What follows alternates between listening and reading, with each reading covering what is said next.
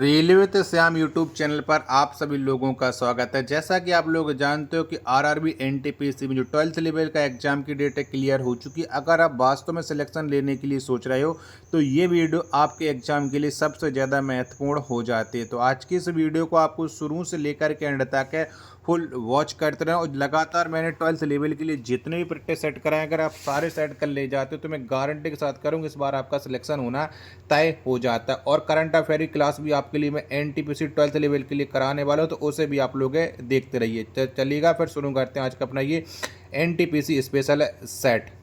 तो पहला प्रश्न आ जाता है कि राष्ट्रीय विद्युत प्रशिक्षण संस्थान कहाँ स्थित है। तो बताओ ये कहाँ पर पड़ता है। राष्ट्रीय विद्युत प्रशिक्षण संस्थान, पहले प्रश्न का राइट आंसर क्या हो जाएगा। तो ये फरीदाबाद में स्थित हो जाता है। पहले प्रश्न का सी ऑप्शन देने वालों का राइट आंसर हो जाएगा। नेक्स्ट प्रश्न है प्रश्न संख्या 2 कि दिल्ली स्थित लोटस टेम्पल का संबंध किस धर्म से है। तो बताओ लोटस टेम्पल है वो कौन से धर्म से संबंध रखता है जो दिल्ली में स्थित है। तो इसका जो संबंध हो जाता है वो हो जाता है बहाई धर्म से, यानी दूसरे नंबर प्रश्न का डी ऑप्शन देने वालों का राइट आंसर हो जाएगा।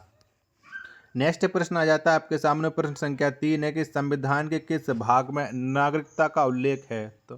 तो आपको बताना कि इनमें से कौन से भाग में नागरिकता के बारे में बताया गया है। प्रश्न संख्या 3 का राइट आंसर क्या हो जाएगा। तो नागरिकता का जो उल्लेख मिल जाता है वो भाग 2 में मिलता है। किसमें? भाग 2 में। प्रश्न संख्या 3 का बी ऑप्शन देने वालों का करेक्ट आंसर हो जाएगा।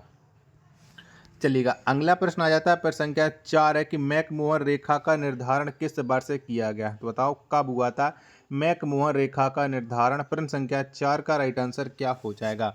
तो इस रेखा का जो निर्धारण किया गया था वो 27 अप्रैल 1914 में किया गया था, यानी प्रश्न संख्या 4 का ए ऑप्शन देने वालों का राइट आंसर हो जाएगा। अगला प्रश्न आ जाता है प्रश्न संख्या 5 है कि चीन के संसद को किस नाम से जाना जाता है। तो बताओ में से कौन से नाम से जानते हैं चीन की संसद को। प्रश्न संख्या 5 का राइट आंसर क्या हो जाएगा। तो जो चीन की संसद है इसे हम नेशनल पीपल्स कांग्रेस के नाम से जानते हैं, यानी 5 नंबर प्रश्न का सी ऑप्शन जितने भी लोगों के द्वारा दिया गया उनका ये करेक्ट आंसर हो जाएगा। अगला प्रश्न आ जाता है प्रश्न संख्या 6 कि कोंकण रेलवे की लंबाई लगभग कितनी है। तो बताओ कितनी हो जाती है कोंकण रेलवे की लंबाई। 6वें नंबर प्रश्न का राइट आंसर क्या हो जाएगा। तो 760 किलोमीटर हो जाती है कोंकण रेलवे की लंबाई। 6वें प्रश्न का ए ऑप्शन देने वालों का राइट आंसर हो जाएगा। अगला प्रश्न आ जाता है प्रश्न संख्या 7 कि प्रवासी दिवस किस तिथि को मनाया जाता है। तो बताओ इनमें से हम कौन सी डेट में प्रवासी दिवस मनाते हैं। 7 नंबर प्रश्न का राइट आंसर क्या हो जाएगा। तो ये प्रत्येक वर्ष 9 जनवरी को प्रवासी दिवस मनाया जाता है। 7 का ए ऑप्शन देने वालों का करेक्ट आंसर हो जाएगा। अगला प्रश्न आ जाता है प्रश्न संख्या 8 है कि ओबरा बांध किस नदी पर स्थित है। तो बताओ इनमें से कौन सी नदी पर ये ओबरा बांध पड़ता है। 8 नंबर प्रश्न का राइट आंसर क्या हो जाएगा। तो जो ओबरा बांध है ये रिहंद नदी पर स्थित हो जाता है। 8 का डी ऑप्शन देने वालों का करेक्ट आंसर हो जाएगा। वीडियो पसंद आ रही होगी तो प्लीज़ वीडियो को लाइक और चैनल को आप लोग सब्सक्राइब करना ना भूलें।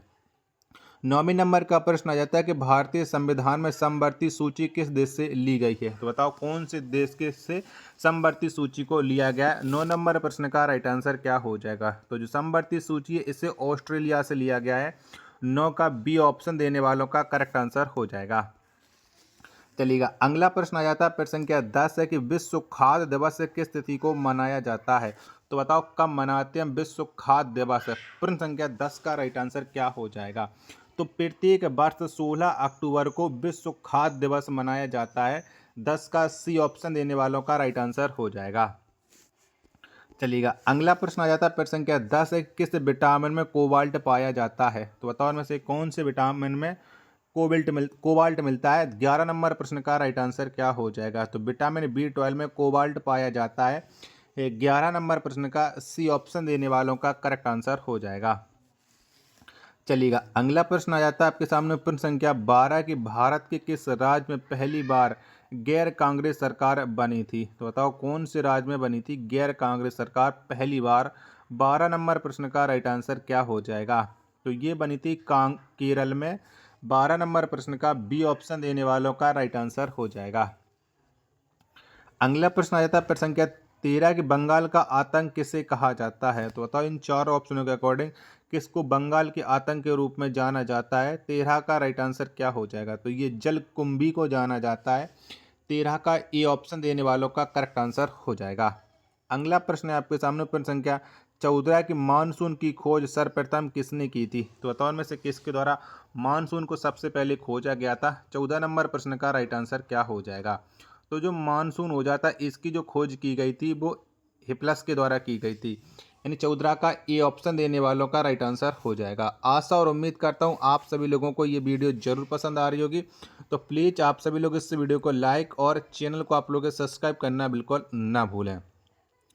चलिएगा, अगला प्रश्न है आपके सामने, प्रश्न संख्या 15 कि मुंबई किस द्वीप पर बसा है? तो बताओ इनमें से कौन से द्वीप पर बम्बई बसा हुआ है? 15 नंबर प्रश्न का राइट आंसर क्या हो जाएगा? तो जो बम्बई है ये सालसेट द्वीप पर स्थित हो जाता है। 15 नंबर प्रश्न का बी ऑप्शन देने वालों का राइट आंसर हो जाएगा। नेक्स्ट प्रश्न पर संख्या 16 आ जाता है कि भूकंप मापी सिस्मोग्राफ की खोज किसने की थी? तो बताओ इनमें से किसके द्वारा सिस्मोग्राफ की खोज की गई थी? 16 नंबर प्रश्न का राइट आंसर क्या हो जाएगा? तो जॉन मिल के द्वारा सिस्मोग्राफ की खोज की गई थी, यानी 16 नंबर प्रश्न का डी ऑप्शन देने वालों का राइट आंसर हो जाएगा। अगला प्रश्न आ जाता है प्रश्न संख्या 17 के श्वेत कोयला की उपमा किसे दी गई है? तो बताओ इनमें से किसको दी गई है श्वेत कोयला की उपमा? 17 नंबर प्रश्न का राइट आंसर क्या हो जाएगा? तो ये उपमा दी गई है जल विद्युत को, यानी 17 का बी ऑप्शन देने वालों का राइट आंसर हो जाएगा। अगला प्रश्न आ जाता है प्रश्न संख्या 18 है आपके सामने कि अक्षय ऊर्जा दिवस किस तिथि को मनाया जाता है? तो बताओ इनमें से हम कौन सी डेट में अक्षय ऊर्जा दिवस मनाती हैं? 18 नंबर प्रश्न का राइट आंसर क्या हो जाएगा? तो ये प्रत्येक वर्ष 20 अगस्त को अक्षय ऊर्जा दिवस मनाया जाता है। 18 नंबर प्रश्न का ए ऑप्शन देने वालों का राइट आंसर हो जाएगा। चलिएगा, अगला प्रश्न है आपके सामने, प्रश्न संख्या 19 आ जाता है कि दांडी मार्च किस तिथि को प्रारंभ हुआ था? तो बताओ इनमें से कौन सी डेट में ये दांडी मार्च प्रारंभ हुआ था? 19 नंबर प्रश्न का राइट आंसर क्या हो जाएगा? तो ये प्रारंभ हुआ था 12 मार्च 1930 को दांडी मार्च। 19 नंबर प्रश्न का बी ऑप्शन देने वालों का राइट आंसर हो जाएगा। अगला प्रश्न आ जाता है प्रश्न संख्या 20 है आपके सामने कि राष्ट्रीय महिला आयोग की स्थापना किस वर्ष हुई? तो बताओ कब हुई थी राष्ट्रीय महिला आयोग की स्थापना? प्रश्न संख्या 20 का राइट आंसर आपको देना है। तो ये स्थापना हुई थी 1992 में, यानी 20 का डी ऑप्शन देने वालों का राइट आंसर हो जाएगा। प्रश्न संख्या 21 आ जाता है आपके सामने कि तिब्बत में ब्रह्मपुत्र नदी को किस नाम से जाना जाता है? तो बताओ हम कौन से नाम से जानते हैं तिब्बत में ब्रह्मपुत्र नदी को? 21 नंबर प्रश्न का राइट आंसर क्या हो जाएगा? 21 के चारों ऑप्शन आपकी स्क्रीन पर शो रहे हैं। तो इसे सांगपो के नाम से जाना जाता है, यानी 21 का ए ऑप्शन देने वालों का राइट आंसर हो जाएगा। चलिएगा, प्रश्न संख्या 22 आ जाता है आपके सामने कि मालदीव की आधिकारिक भाषा है। तो बताओ इनमें से कौन सी हो जाती है मालदीव की आधिकारिक भाषा? 22 नंबर प्रश्न का राइट आंसर क्या हो जाएगा? तो ये हो जाती है दिवेही। क्या दिवेही हो जाती है मालदीव की आधिकारिक भाषा? 22 का बी ऑप्शन देने वालों का करेक्ट आंसर हो जाएगा। आशा और उम्मीद करता हूँ आप सभी लोगों को ये वीडियो और हमारी मेहनत जरूर पसंद आ रही होगी, जो मैं आप लोगों की एग्जाम में लगा हुआ मेहनत करके, क्योंकि आपका हर हाल में सिलेक्शन इस बार होना चाहिए। प्रश्न संख्या 23 आ जाता है आपके सामने कि सोवियत संघ का विघटन किस वर्ष हुआ? तो बताओ कब हुआ था सोवियत संघ का विघटन? 23 नंबर प्रश्न का राइट आंसर क्या हो जाएगा? 23 के चारों ऑप्शन आपकी स्क्रीन पर सो रहा है। तो ये विघटन 1991 में हुआ था। 23 का सी ऑप्शन देने वालों का राइट आंसर हो जाएगा। अगला प्रश्न आ जाता है प्रश्न संख्या 24 से आपके सामने कि सिंधु सभ्यता का पतन नगर कौन सा स्थल था? तो बताओ कौन सा स्थल था, ये आपको बताना है। प्रश्न संख्या 24 का राइट आंसर क्या हो जाएगा? तो ये था लोथल। क्या लोथल था? 24 का ए ऑप्शन देने वालों का करेक्ट आंसर हो जाएगा। प्रश्न संख्या 25 से आपके सामने किस पार्लियामेंट को सभी संसदों की जननी कहा जाता है? तो बताओ कौन से पार्लियामेंट को कहते हैं? 25 नंबर प्रश्न का राइट आंसर क्या हो जाएगा? 25 के चारों ऑप्शन आपकी स्क्रीन पर सो रहा है। तो पार्लियामेंट की जो जननी है ये कहा जाता है ब्रिटिश पार्लियामेंट को, यानी 25 नंबर प्रश्न का सी ऑप्शन देने वालों का राइट आंसर हो जाएगा। प्रश्न संख्या 26 आ जाता है आपके सामने कि भारत में पहली बार महिलाओं को मताधिकार किस वर्ष प्राप्त हुआ? तो बताओ कब प्राप्त हुआ था महिलाओं को? 26 नंबर प्रश्न का राइट आंसर क्या हो जाएगा? तो ये 1926 में प्राप्त हुआ था पहली बार महिलाओं को। 26 नंबर प्रश्न का डी ऑप्शन देने वालों का राइट आंसर हो जाएगा। अगला प्रश्न आ जाता है आपके सामने, प्रश्न संख्या 27 है कि राष्ट्रीय मानवाधिकार आयोग की स्थापना किस बार से हुई। तो बताओ कब की गई थी राष्ट्रीय मानवाधिकार आयोग की स्थापना, ये आपको बताना है। 27 के दो ऑप्शन ये रहे, बाकी के दो ऑप्शन मैं आपको और दिखा देता हूँ, जिसके बाद आप लोग इस प्रश्न का राइट आंसर डिसाइड कर सकते हो। जब तक आप लोग इस वीडियो को लाइक करके चैनल को आप लोग जरूर सब्सक्राइब कर लीजिएगा प्लीज़, आप हमारे चैनल का सपोर्ट बनाए रखिएगा। तो मानवाधिकार आयोग की जो स्थापना है वो 1993 में हुई थी। 27 का डी ऑप्शन देने वालों का राइट आंसर हो जाएगा। चलिएगा अगला प्रश्न आ जाता है आपके सामने, प्रश्न संख्या 28 है कि भूटान की सीमा भारत के कितने राज्यों से मिलती है। तो बताओ कितने राज्यों से के साथ है भूटान की सीमा मिलती है भारत के। 28 का आंसर आपको बताना है। तो ये 4 राज्यों के साथ सीमा बनाता है भूटान। 28 का बी ऑप्शन देने वालों का राइट आंसर हो जाएगा। चलिए अगला प्रश्न आ जाता है प्रश्न संख्या 29 है कि जूनागढ़ में सुदर्शन झील का निर्माण किसने करवाया था। तो बताओ किसके द्वारा ये सुदर्शन झील का निर्माण करवाया गया था। 27 नंबर प्रश्न का राइट आंसर क्या हो जाएगा, सॉरी 29 नंबर प्रश्न का। 29 के चारों ऑप्शन आपकी स्क्रीन पर शो रहे हैं। तो ये सुदर्शन झील का जो निर्माण है ये निर्माण चंद्रगुप्त मौर्य ने करवाया था। 29 का ए ऑप्शन देने वालों का राइट आंसर हो जाएगा। अगला प्रश्न आ जाता है प्रश्न संख्या 30 है कि भारतीय संविधान में कितनी अनुसूचियां हैं। तो बताओ कितनी अनुसूचियां हैं। चारों ऑप्शन अकॉर्डिंग के आपको अनुसार बताना है। तो ये 12 अनुसूचियां हो जाती हैं भारतीय संविधान में। 30 का बी ऑप्शन देने वालों का राइट आंसर हो जाएगा। 31 नंबर का प्रश्न आ जाता है आपके सामने कि भूकंप की लहरें जहां सबसे पहले पहुंचती हैं उसे क्या कहती हैं। तो बताओ उसको हम क्या कहते हैं। 31 नंबर प्रश्न का राइट आंसर आपको बताना है। तो भूकंप की लहरें जहां सबसे पहले पहुंचती हैं उसे अधिकेंद्र कहा जाता है। क्या अधिकेंद्र। 31 का बी ऑप्शन देने वालों का राइट आंसर हो जाएगा। अगला प्रश्न है आपके सामने, प्रश्न संख्या 32 आ जाता है कि चूखा किन देशों की सम्मिलित परियोजना है। तो बताइए चूखा कौन से दो देशों की सम्मिलित परियोजना हो जाती है। 32 नंबर प्रश्न का राइट आंसर आपको बताना है। तो ये अपने प्यारे देश भारत और भूटान की साथ सम्मिलित परियोजना हो जाती है चूखा। 32 का डी ऑप्शन देने वालों का राइट आंसर हो जाएगा। प्रश्न संख्या 33 है आपके सामने कि राष्ट्रीय अनुसूचित जनजाति आयोग की स्थापना किस वर्ष से हुई। तो बताओ कब हुई थी। 33 नंबर प्रश्न का राइट आंसर आपको बताना है। तो राष्ट्रीय अनुसूचित जनजाति आयोग की जो स्थापना है वो स्थापना 2003 में हुई थी।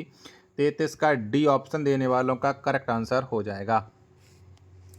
प्रश्न संख्या 34 है आपके सामने कि राष्ट्रीय अनुसूचित जाति आयोग की स्थापना किस वर्ष हुई। तो बताओ कब हुई।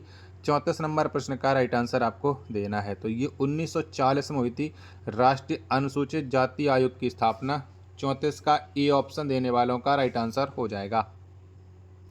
चलिएगा अगला प्रश्न है आपके सामने, प्रश्न संख्या 35 है कि बांग्लादेश भारत के कितने राज्यों से अपनी सीमा लगाती है। यानी कितने देशों के मतलब कितने राज्यों के साथ है बांग्लादेश की सीमा बनती है। 35 नंबर प्रश्न का राइट आंसर आपको देना है। तो बांग्लादेश 5 राज्यों के साथ सीमा बनाता है।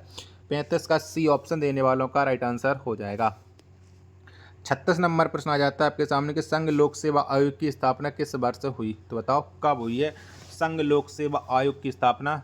36 नंबर प्रश्न का राइट आंसर आपको देना है। तो ये 1950 में हुई है संघ लोक सेवा आयोग की स्थापना। 36 का ए ऑप्शन देने वालों का राइट आंसर हो जाएगा।